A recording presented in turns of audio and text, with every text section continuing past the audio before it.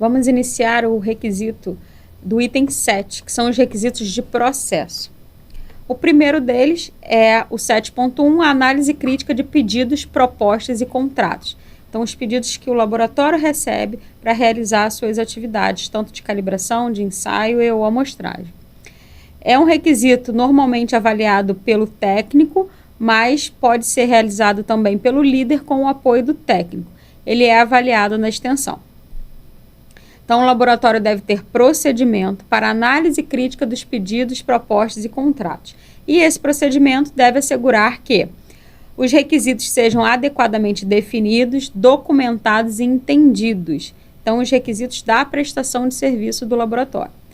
O laboratório tem a capacidade e os recursos para atender os requisitos que o cliente está pedindo. E quando forem utilizados provedores externos, os requisitos da seção 6.6, que a gente viu anteriormente, sejam aplicados. E o laboratório informe ao cliente as atividades de laboratório específica a serem realizadas pelo provedor externo e obtenha a aprovação do cliente.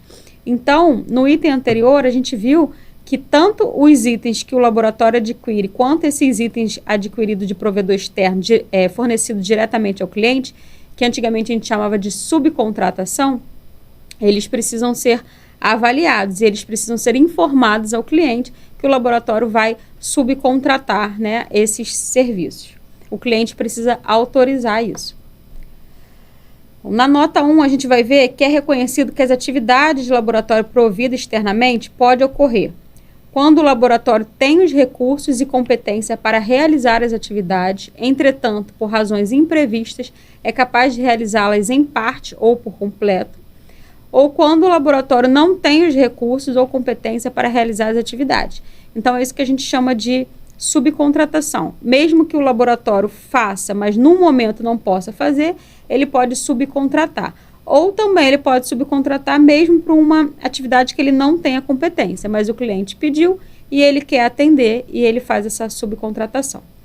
Também devem ser selecionados os métodos ou procedimentos apropriados e capazes de atender aos requisitos do cliente. Então, o método também é importante que esteja descrito na proposta ou no contrato com o cliente. Nota 2. Para clientes internos ou rotineiros, a análise crítica de pedidos, propostas e contratos pode ser realizada de uma forma simplificada. O laboratório ele deve informar ao cliente quando o método solicitado por ele seja considerado não apropriado ou desatualizado. Quando o cliente solicitar uma declaração de conformidade a uma especificação ou norma para o ensaio ou calibração, por exemplo, aprovação ou reprovação dentro de uma tolerância ou fora de uma tolerância, a especificação ou norma e também a regra de decisão devem ser claramente definidas. A regra de decisão selecionada deve ser comunicada e acordada com o cliente, a não ser que a regra de decisão seja inerente à norma ou especificação solicitada. Então, na área de calibração, não é comum a gente ver o cliente pedindo que o laboratório diga se está aprovado, se está reprovado. Mas na área de ensaio, isso já é mais comum. Normalmente tem uma norma que especifica quais são os itens e quais são as tolerâncias. Então, essa norma tem que estar descrita no acordo com o cliente, no pedido, na proposta, no contrato, enfim. Para mais orientações adicionais sobre essa declaração de conformidade, pode dar uma olhada na norma ISO IEC Guia 98-4. E quaisquer diferenças entre o pedido ou a proposta e o contrato devem ser resolvidas antes do início das atividades de laboratório. Cada contrato deve ser aceito tanto pelo laboratório como pelo cliente. Desvios solicitados pelo cliente não podem afetar a integridade do laboratório ou a validade dos resultados. Aqui eu vou fazer uma observação, que a norma fala que cada contrato deve ser aceito tanto pelo laboratório quanto pelo cliente. Tem laboratórios que não fazem um contrato, mas eles fazem uma proposta, o cliente analisa e aceita. Então, é necessário ter esse aceite, porque aí essa proposta, já junto com esse aceite, já vira um contrato de prestação de serviço entre as duas empresas. Bom, o cliente ele deve ser informado de qualquer desvio ao contrato e se um contrato for modificado depois de o trabalho ter sido iniciado, a análise crítica de contrato deve ser repetida e qualquer emenda deve ser comunicada a todo o pessoal afetado. Tá? Então, lembrando que contrato é qualquer acordo de prestação de serviço. O laboratório deve cooperar com os clientes ou seus representantes para esclarecer o pedido do cliente, monitorar o desempenho do laboratório em relação ao trabalho realizado. Essa cooperação pode incluir disponibilização de acesso razoável às áreas pertinentes do laboratório para presenciar as atividades de laboratório específicas do cliente, também a preparação, embalagem e envio de itens necessários ao cliente para fins de verificação. Devem ser retidos registros dessas análises críticas, incluindo quaisquer modificações significativas. Devem também ser retidos registros de discussões pertinentes com o cliente relacionadas aos seus requisitos ou os resultados de atividades de laboratório. No item 7.2, vamos ver a seleção e verificação de métodos. É um item avaliado pelo técnico e é avaliado na extensão. O laboratório deve utilizar métodos e procedimentos adequados para as atividades de laboratório e, quando apropriado, para a avaliação da incerteza de medição, bem como técnicas estatísticas para análise de dados. Nota: o termo método utilizado nessa norma pode ser considerado sinônimo do termo procedimento de medição, conforme definido na ISO ABNT Guia 99. Por exemplo, isso se aplica ao procedimento para amostragem, que nesta norma é tratado como método de amostragem. Bom, todos os métodos, procedimentos, documentação de apoio, instruções, normas, manuais, dados de referência relevantes para as atividades de laboratório devem ser mantidos atualizados e devem estar prontamente disponíveis ao pessoal.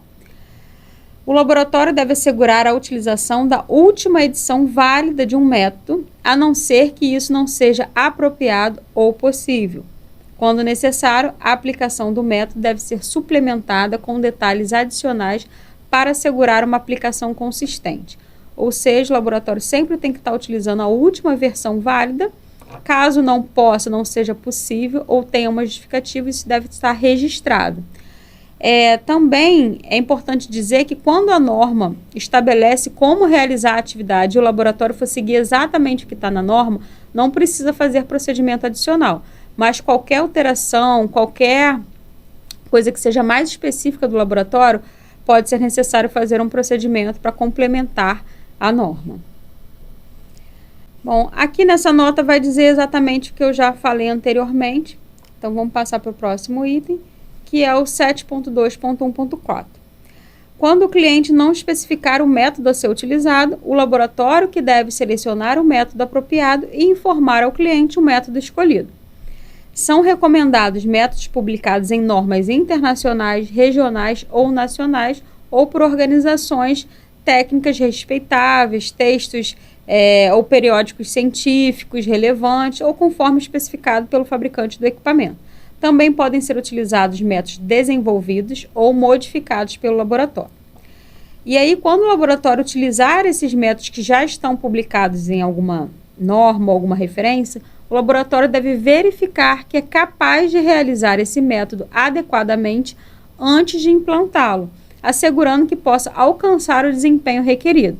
Então, devem ser retidos registros dessa verificação e, se um método for revisado pelo órgão emitente, a verificação deve ser repetida na extensão necessária. Então, quando o desenvolvimento de um método for necessário, então o desenvolvimento de um método é necessário quando não existir uma norma ou quando o laboratório não quiser seguir uma norma existente. Então, ele pode desenvolver o seu próprio método. Porém, essa deve ser uma atividade planejada e deve ser designada ao pessoal competente e equipado com recursos adequados. À medida em que avança o desenvolvimento do método, deve ser realizada uma análise crítica periódica para verificar se as necessidades do cliente continuam sendo atendidas. Quaisquer modificações no plano de desenvolvimento devem ser aprovada e autorizada. Desvio de métodos para todas as atividades de laboratório somente deve ocorrer se o desvio estiver documentado, tecnicamente justificado, autorizado e aceito pelo cliente. Isso pode ser feito até de maneira contínua. A aceitação desses desvios pelo cliente pode ser previamente acordada no contrato. Então, o desvio de método ele acontece quando O laboratório tem uma norma para seguir, ele segue a maior parte da norma, mas ele faz um pequeno desvio. Então, isso pode ser realizado, não é necessariamente uma elaboração de um método novo, é só um pequeno desvio. Então, desde que autorizado pelo cliente, isso pode acontecer.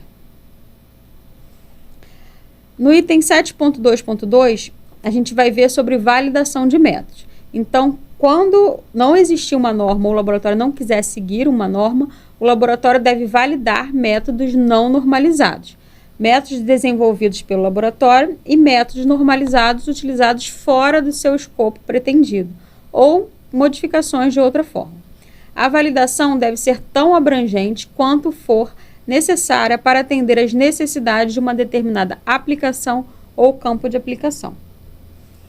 Bom, nota 1.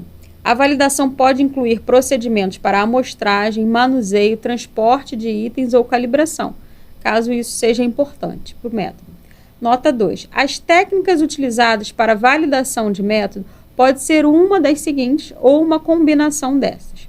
Então, pode ter calibração ou avaliação da tendência e precisão, utilizando padrões de referência ou materiais de referência, avaliação sistemática dos fatores que influenciam o resultado, teste de robustez do método por meio da variação de parâmetros controlados, tais como temperatura de incubação, volume dispensado, dentre outros.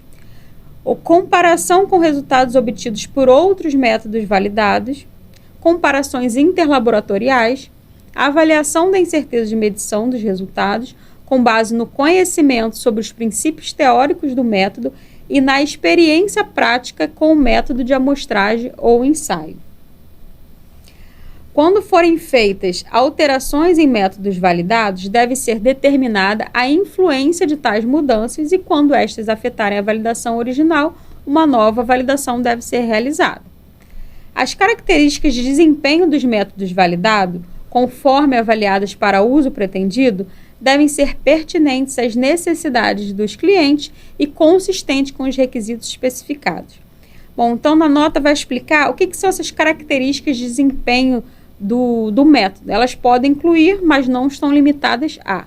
Então, pode ter faixa de medição, exatidão de medição, incerteza de medição dos resultados, limite de detecção, limite de quantificação, seletividade do método, linearidade, repetibilidade ou reprodutibilidade, robustez contra influências externas ou sensibilidade cruzada contra interferência da matriz da amostra ou objeto de ensaio e tendência.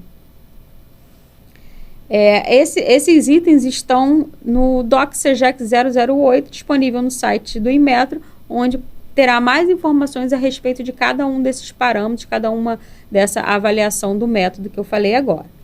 E o laboratório deve reter os seguintes registros da validação: procedimento de validação utilizado, especificação dos requisitos, determinação das características de desempenho dos métodos, os resultados obtidos e uma declaração sobre a validade do método, detalhando a sua adequação ao uso pretendido. 7.3. Amostragem. É um item avaliado pelo técnico e é avaliado na extensão. Esse item de amostragem normalmente é utilizado para ensaios, né? Calibração, normalmente não se aplica esse item de amostragem, porque a calibração ela é feita 1 a 1. Ela é diferente, não é possível você calibrar um equipamento e isso servir para o lote todo.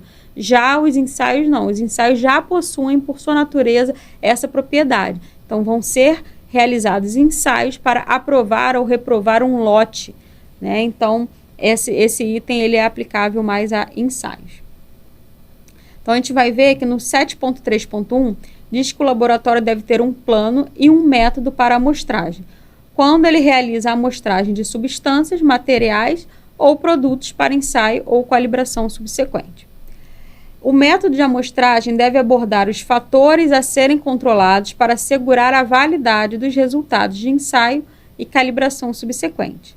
O plano e o método para amostragem devem estar disponíveis no local onde a amostragem for realizada. E planos de amostragem devem, sempre que razoável, ser baseados em métodos estatísticos apropriados. O método de amostragem deve descrever a seleção de amostra ou locais, o plano de amostragem, a preparação e o tratamento da amostra de uma substância, material ou produto, para produzir o item requerido para o ensaio ou calibração subsequente. Então, sempre essa amostragem vai ser para um ensaio, não tem amostragem sozinha. A norma só considera a amostragem de um item que vai seguir para um ensaio ou uma calibração subsequente. Então, uma vez recebida no laboratório, a amostra pode requerer um manuseio adicional, conforme especificado no item 7.4, que a gente ainda vai ver. No item 7.3.3, o laboratório deve reter registro dos dados da amostragem que fazem parte do ensaio ou calibração que será realizado. Esses registros devem incluir, quando relevante, a referência ao procedimento de amostragem utilizado, data e hora da amostragem, dados para identificar e descrever a amostra, por exemplo, número, quantidade, nome, a identificação da pessoa que realizou a amostragem, a identificação dos equipamentos utilizados, das condições ambientais e ou de transporte, quando forem relevantes, diagramas ou outros meios equivalentes para identificar o local da amostragem, quando apropriado, e desvios, adições ou exclusões do método de amostragem e do plano de amostragem. Bom, embora esse item não fale especificamente de incerteza, ele não requer um registro para as contribuições de incerteza oriundas da amostragem. Porém, esse relato da amostragem ele deve incluir informações necessárias para avaliar a incerteza de medição ou ensaio ou calibração subsequente. No item 7.4, vamos ver sobre o manuseio de itens de ensaio e calibração. É um item avaliado pelo técnico e é avaliado na extensão. Então, qualquer item que o laboratório receba para realizar ensaio ou para realizar calibração, muitas das vezes é chamado de amostra, é tratado nesse item. Então, o laboratório ele deve ter um procedimento para o transporte, recebimento, manuseio, proteção, armazenamento, retenção e remoção dos itens de ensaio ou calibração, incluindo todas as providências necessárias para a proteção da integridade do item de ensaio ou calibração e para a proteção dos interesses do laboratório e do cliente. Devem ser tomadas precauções para evitar deteriorização, perda ou dano no item durante o manuseio, transporte, armazenamento, espera e preparação do item.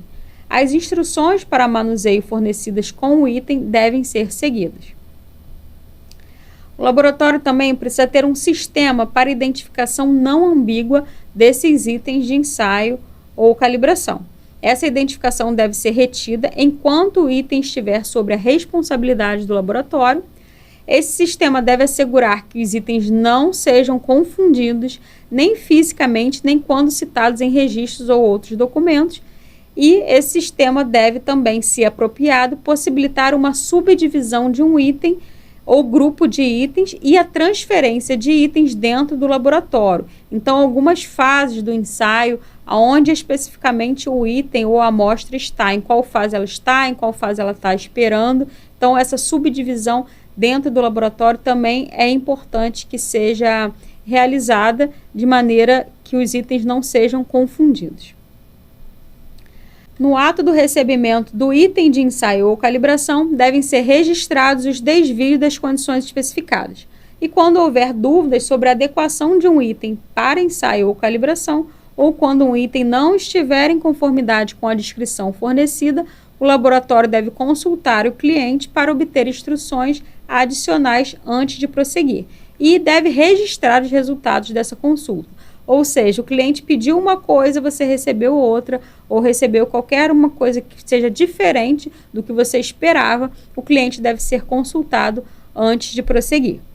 Quando o cliente requerer que o item seja ensaiado ou calibrado, admitindo um desvio das condições especificadas, o laboratório deve incluir uma ressalva no relatório, indicando quais os resultados podem ter sido afetados por esse desvio. Um exemplo uma amostra chega com uma temperatura elevada. Então, o cliente ele assume que quer o ensaio dessa forma. O laboratório pode realizar o ensaio, mas ele vai ter que escrever no relatório que vai para o cliente que o resultado pode ter sido afetado por conta dessa temperatura que chegou fora das especificações. Ressalta-se que isso é uma situação diferente do que acontece com o desvio do método, tá? Essa questão da chegar com a temperatura elevada é um fato que aconteceu naquele momento só, não é uma coisa que acontece sempre. Já o desvio de método é um fato que acontece sempre, o método já está modificado e aí ele sempre é realizado daquela forma. Quando os itens tiverem que ser armazenados ou acondicionados sob condições ambientais especificadas, estas devem ser mantidas, monitoradas e registradas. No item 7.5, vamos ver sobre registros técnicos. É um item avaliado pelo avaliador técnico e é avaliado na extensão. Esta seção, o 7.5, trata apenas de registros técnicos. Mas temos um outro item, que é o 8.4, que vai falar todos os registros da qualidade. Então, os registros técnicos também são incluídos no item 8.4, que são os registros da qualidade.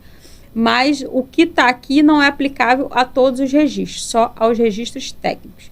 A expressão reter registros é utilizada de forma similar ao termo reter informação documentada, utilizada na norma ISO 9001 de 2015. Então, o laboratório deve assegurar que os registros técnicos para cada atividade de laboratório contenham os resultados, o relatório e informações suficientes para facilitar, se possível, a identificação dos fatores que afetem o resultado da medição e sua incerteza de medição associada, bem como para possibilitar que as atividades de laboratório sejam repetidas em condições o mais próximo possível das condições originais. Então, o que precisa ter um registro técnico? Precisa ter todas as informações necessárias para a incerteza de medição ou para que essas medições consigam ser repetidas o mais próximo possível da condição original. Os registros técnicos devem incluir a data e a identificação do pessoal responsável por cada atividade de laboratório e também pela conferência dos dados e dos resultados. Observações, dados, cálculos originais devem ser registrados no momento em que são realizadas e devem ser identificáveis a tarefa específica a que se refere. O laboratório também deve assegurar que emendas aos registros técnicos possam ser vinculadas às versões anteriores ou às observações originais, e devem ser retidos os dados e arquivos originais e alterados, inclusive a data da alteração, uma indicação dos aspectos alterados e o pessoal responsável pelas alterações. O que isso quer dizer? Quando ocorrerem um erro nos registros, este erro deve ser riscado, o resultado correto deve ser colocado ao lado, uma assinatura de quem realizou a alteração e a data em que essa alteração foi realizada. Então, não podem ter registros a lápis, não podem ter registros apagados com caneta ou qualquer corretivo. Tá? Então, os registros técnicos são muito importantes e precisa tomar todos esses tipos de cuidado para garantir a integridade das informações técnicas registradas nesses registros. Agora vamos ver o item 7.6, que é sobre a avaliação da incerteza de medição. Bom, esse item é avaliado pelo técnico e é avaliado na extensão. Bom, os laboratórios devem identificar as contribuições para a incerteza de medição. Ao avaliar a incerteza de medição, todas as contribuições que sejam significativas, incluindo aquelas oriundas da amostragem, devem ser consideradas utilizando-se métodos apropriados de análise estatística. Incluindo os da amostragem, porque na amostragem você não precisa calcular a incerteza da amostragem, mas eventualmente alguma contribuição que venha oriunda da amostragem, ela deve ser considerada no cálculo da incerteza do ensaio ou da calibração, dependendo do que for realizada a amostragem, mas geralmente é realizada para ensaios. Bom, então um laboratório que realiza calibrações, incluindo a de seus próprios equipamentos, ele deve analisar a incerteza de medição para todas as calibrações. E um laboratório que realiza ensaio também deve avaliar sua incerteza de medição. Então, a incerteza de medição ela vai servir tanto para o laboratório que faz ensaio quanto para o que faz calibração. Porém, quando um método de ensaio impossibilitar uma avaliação rigorosa da incerteza de medição, deve ser feita uma estimativa baseada na compreensão dos princípios teóricos do método ou na experiência prática sobre o desempenho do método. Então, na nota 1, a gente vai ver que nos casos em que um método de ensaio bem reconhecido especificar limites para os valores das principais fontes de incerteza de medição e especificar a forma de apresentação dos resultados calculados, considera-se que o laboratório atende ao requisito de 7.6.3 ao seguir o método de ensaio e as instruções para relato. Ou seja, se as contribuições de incerteza estiverem publicadas na mesma norma que tem a realização do ensaio, o laboratório pode considerar também a incerteza de medição publicada. Mas isso é mais difícil de ocorrer. Ainda não vi nenhuma norma que tenha tanto a especificação do ensaio quanto a da incerteza de medição. Também para um método em particular, no qual a incerteza de medição dos resultados foi estabelecida e verificada, não há necessidade de avaliar a incerteza de medição para cada resultado, caso o laboratório possa demonstrar que os fatores de influência identificados como crítico estejam sob controle. O que é isso? Então, às vezes, o ensaio ele não precisa calcular a incerteza de medição a cada ensaio realizado. Para o ensaio, geralmente, faz-se um estudo, pode incluir também a validação, e aí determina-se a incerteza de medição do ensaio. E aí todos os ensaios realizados da mesma forma têm a mesma incerteza de medição, o que é diferente na calibração. Na calibração, toda calibração realizada tem uma incerteza diferente, que depende normalmente do instrumento que está sendo calibrado. Então, para mais informações sobre esse assunto, vocês podem olhar a norma ABNT ISO IEC Guia 98, e também a ISO 5725 e a ISO 21748. Caso vocês precisem de aprender a incerteza de medição de forma mais aprofundada, na Metrovance também temos treinamentos de incerteza de medição, inclusive treinamentos específicos para as áreas relacionadas às atividades de laboratório, porque é bem importante que esse treinamento, além de ser um treinamento geral de cálculo de incerteza, seja também um treinamento específico da área que vai demonstrar quais são as grandezas de influência, onde vão ter bate-papos e vocês vão poder também trabalhar junto, caso a caso, casos específicos do dia a dia de vocês. No item 7.7, vamos falar sobre a garantia da validade dos resultados. É um dos itens também mais importantes dessa norma, porque justamente esse é o objetivo de um laboratório que realiza medições.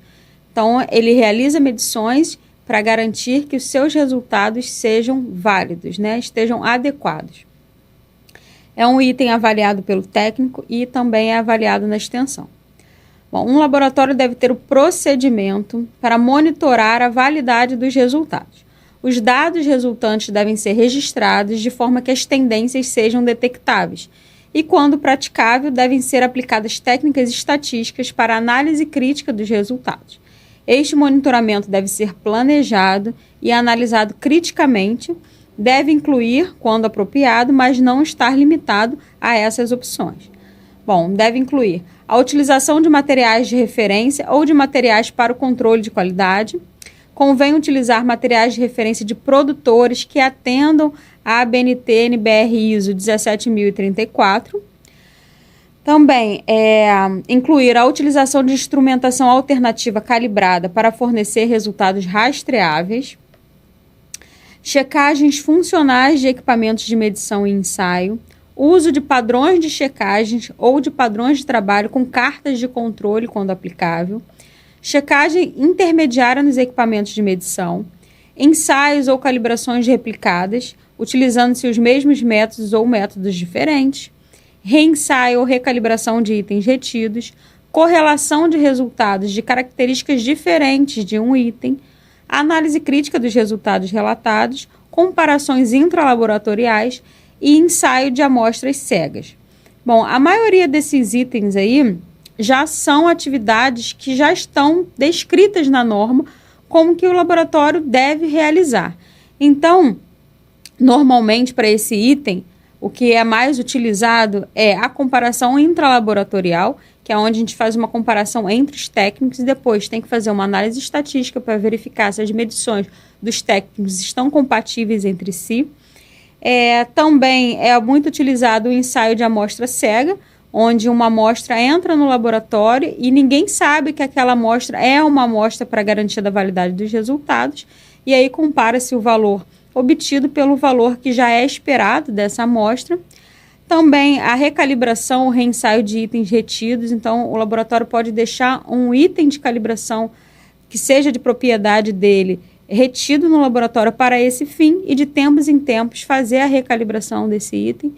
Então, essas três são as principais utilizadas para a garantia da validade do resultado. Então, o laboratório ele pode escolher qual a que fica melhor para ele, qual que ele consegue obter um melhor resultado.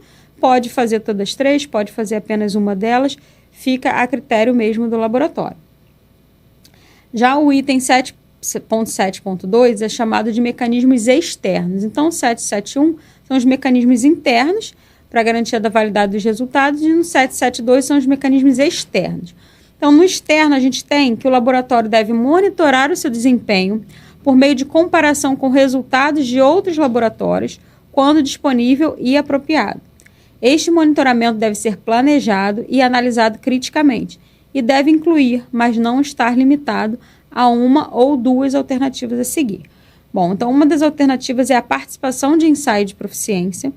Então, a norma ABNT ISO IEC 17.043 contém informações sobre ensaios de proficiência e também os provedores de ensaio de proficiência, que estes devem ser acreditados também nessa norma para serem considerados competentes. A outra opção é a participação em comparação intralaboratorial, que não é um ensaio de proficiência. Porém, no Inmetro tem a NIT-DICLA 26, que é uma norma obrigatória para os laboratórios que desejam a acreditação, e lá contém informações sobre essa participação de ensaio de proficiência. Quais são os itens obrigatórios, como fazer, como planejar, de quanto em quanto tempo fazer. Então, para mais informações, vocês podem olhar no site do Inmetro essa NIT-DICLA 26.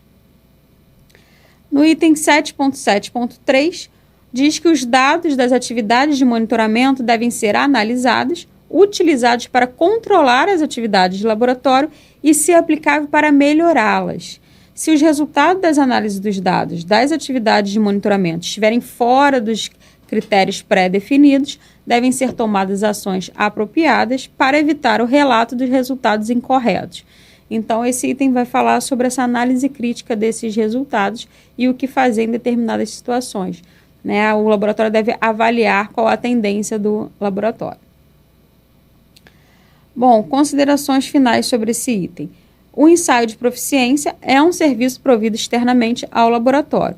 Então, dessa forma, o laboratório também deve atender ao requisito da seção 6.6, incluindo a necessidade do laboratório de comunicar aos provedores externos os seus requisitos de competência conforme esses itens da norma que a gente já viu. Tá? Então, é só para lembrar que esse item, o ensaio de proficiência, ele tem que ser adquirido externamente. Tá? Então, os mecanismos internos podem ser feitos internamente, mas os externos não, porque ele precisa ser um provedor de ensaio de proficiência competente, ou seja, acreditado, e aí então o laboratório tem que comprar esse serviço. Então, é só uma dica, porque normalmente o pessoal esquece de fazer isso lá na seção 6.6. Vamos ver agora o item 7.9, que é sobre reclamações. Bom, ele é avaliado pelo técnico ou pelo líder com o apoio do técnico e não é avaliado numa extensão. Primeiro vamos ver a definição de reclamação, né? O que seria essa reclamação?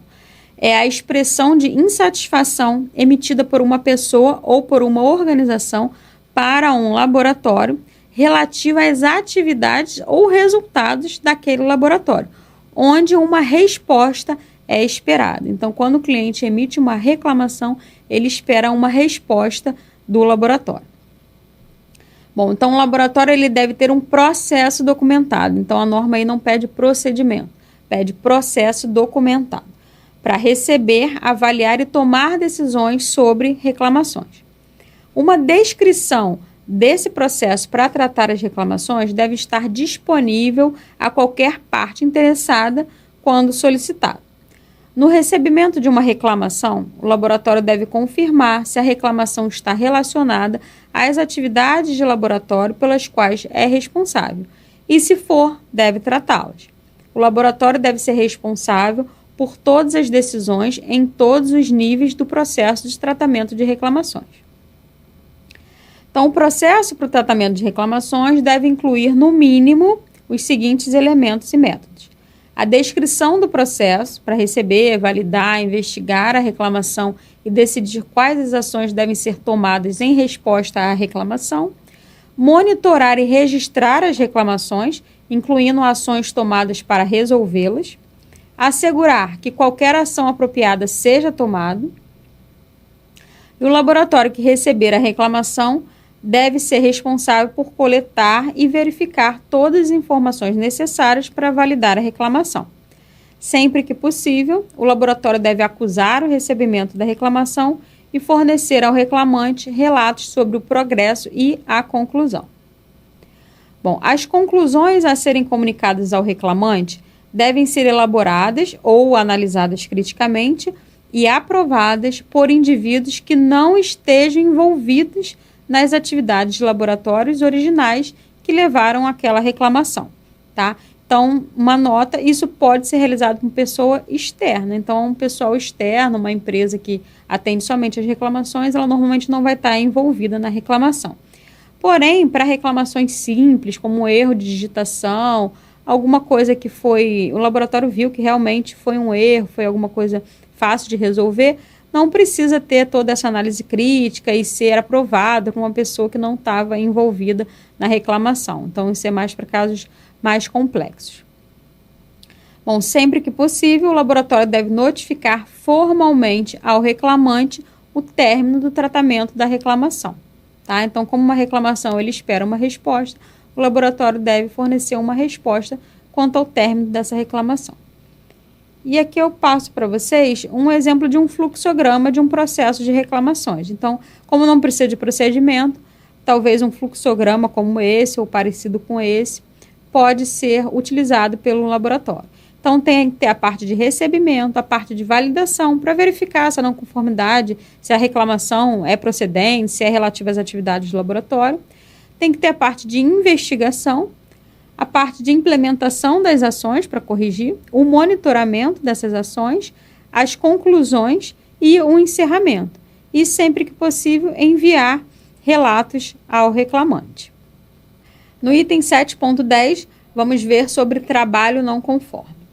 Então, é um item avaliado pelo técnico ou líder com o apoio do técnico e não é avaliado na extensão. O laboratório deve ter um procedimento que deve ser implementado quando quaisquer aspectos das atividades de laboratório ou os resultados deste trabalho não estiverem em conformidade com seus próprios procedimentos ou com os requisitos acordados com o cliente. Por exemplo, equipamentos ou condições ambientais fora dos limites especificados, resultados de monitoramento que não atendam aos critérios especificados. E esse procedimento, então esse item é obrigatório ter procedimento, ele deve assegurar que sejam definidas as responsabilidades e autoridades pela gestão do trabalho não conforme, as ações, incluindo interrupção do trabalho ou repetição do trabalho, retenção de relatórios, quando aplicável, e essas ações elas devem ser baseadas nos níveis de risco estabelecidos pelo laboratório. Então, nem sempre precisa interromper o trabalho. Isso deve ser baseado na análise de risco do laboratório. Bom, também tem que ser feita uma avaliação da importância do trabalho não conforme, incluindo uma análise do impacto em resultados anteriores, então quais resultados podem ter sido afetados. Então, essa avaliação é bem importante que seja feita. E também seja tomada uma decisão sobre a aceitabilidade do trabalho não conforme. Quando necessário, o cliente seja notificado e o trabalho cancelado. Então, uma outra opção é o trabalho não conforme, ele pode ser aceito, ou pode ser cancelado, ou pode ser retrabalhado. Tá? Então, essa investigação deve ser elaborada e, se necessário, solicitar a autorização do cliente. Bom, também seja definida a responsabilidade pela autorização da retomada de trabalho. Então, quando o trabalho for interrompido, alguém deve ser o responsável por autorizar essa retomada, garantindo assim que o processo já esteja sob controle. Então, o laboratório ele deve ter registro de todos os trabalhos não conforme e das ações corretivas conforme especificado nos itens 7.10.1 das alíneas A até a F que a gente viu agora. Então, também, quando a avaliação do trabalho não conforme indicar que ele pode se repetir ou que existe dúvida sobre a conformidade das operações do laboratório com o seu próprio sistema de gestão, o laboratório deve implementar uma ação corretiva. E a ação corretiva vai ser falado num outro item, do item 8, mais para frente. Então, aqui eu queria esclarecer qual a diferença do trabalho não conforme para a não conformidade. Tá? Então, todo trabalho não conforme é uma não conformidade, porque ele não está atendendo a algum requisito. Porém, a gente diz que é um trabalho não conforme quando esse requisito impacta o resultado do laboratório. Então, quando esse item tiver a ver com toda essa não conformidade, quando essa não conformidade tiver a ver com o trabalho específico do laboratório, com o resultado do laboratório, quando esse resultado tiver sido afetado, a gente pode dizer que teve um trabalho não conforme e aplicar todo esse item. Mas caso uma não conformidade não seja relativa ao resultado do laboratório, ela é uma não conformidade e vai ser tratada como uma ação corretiva lá no item 8. O item 7.11 é sobre o controle de dados e gestão da informação. É um item avaliado pelo técnico e é avaliado na extensão. Bom, a avaliação desse item, ela é transversal, ou seja, a abordagem da gestão da informação está relacionada à gestão de dados e informações necessárias para prover as atividades de laboratório, ou seja, presentes em todos os processos de laboratório. Isso significa que esse item ele é avaliado juntamente com todos os outros itens da norma, porque a gestão da informação está presente em todos os itens da norma. Então, o laboratório deve ter acesso aos dados e informações necessárias para realizar as atividades de laboratório. Antes da sua implementação, o sistema de gestão da informação laboratorial, utilizado para coleta, processamento, registro, relato, armazenamento ou recuperação de dados, deve ser validado pelo laboratório quanto à sua funcionalidade, incluindo o funcionamento adequado das interfaces do sistema de gestão da informação laboratorial. Então, sempre que houver alguma alteração, incluindo configurações ou modificações feitas pelo laboratório em software comerciais de prateleira, estas devem ser autorizadas, documentadas e validadas antes da sua implementação. Então, todo o sistema de gestão da informação laboratorial deve ser validado. Nota 1. Nesse documento, sistema de gestão da informação laboratorial inclui a gestão de dados e informações contidas nos sistemas informatizados e não informatizados também. Porém, alguns dos requisitos, naturalmente, podem ser mais aplicáveis aos sistemas de gestão informatizados do que aos sistemas de gestão não informatizados. Nota 2. Podem ser considerados suficientemente validados os softwares comerciais de prateleira utilizados em aplicações de cunho geral, dentro do campo de aplicação para o qual foram projetados. Tá? Então, é importante dizer que softwares como, por exemplo, o Microsoft Excel é um software de prateleira e ele já é validado pelo seu próprio fornecedor. Porém, alterações que o laboratório faça nesse software ou fórmulas ou planilhas de cálculo que contêm informações adicionais precisam ser validadas.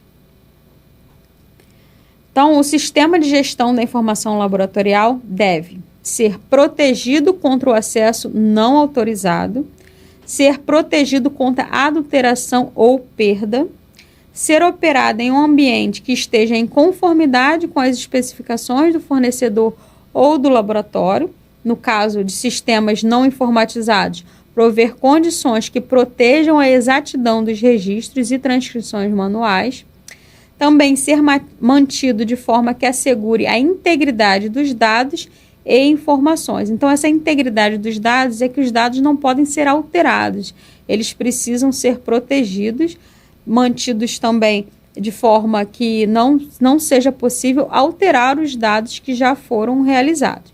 Tá? Então, o sistema deve assegurar essa integridade dos dados. e deve incluir o registro de falhas do sistema e também as ações imediatas e corretivas apropriadas. Então, quando um sistema de gestão da informação laboratorial for gerenciado e mantido fora das suas instalações por meio de um provedor externo, o laboratório deve assegurar que o provedor ou operador do sistema cumpra com todos os requisitos aplicáveis neste documento. Então, quando a parte de informática, serviços de nuvem, armazenados em outra unidade da empresa ou para uma empresa terceirizada, é importante que essa empresa cumpra todos os requisitos da norma também. Então, o laboratório deve assegurar que instruções, manuais e dados de referência pertinentes para o sistema de gestão da informação sejam mantidos prontamente disponíveis para o pessoal. Então, isso é importante para dados que estejam numa rede ou estejam em outros lugares. É importante que eles estejam prontamente disponíveis para serem utilizados pelo pessoal. E os cálculos e as transferências de dados devem ser submetidos a conferências apropriadas de maneira sistemática. Então, sempre que tiver cálculo e transferência de dados, alguém deve conferir isso e isso deve ser feito sistematicamente.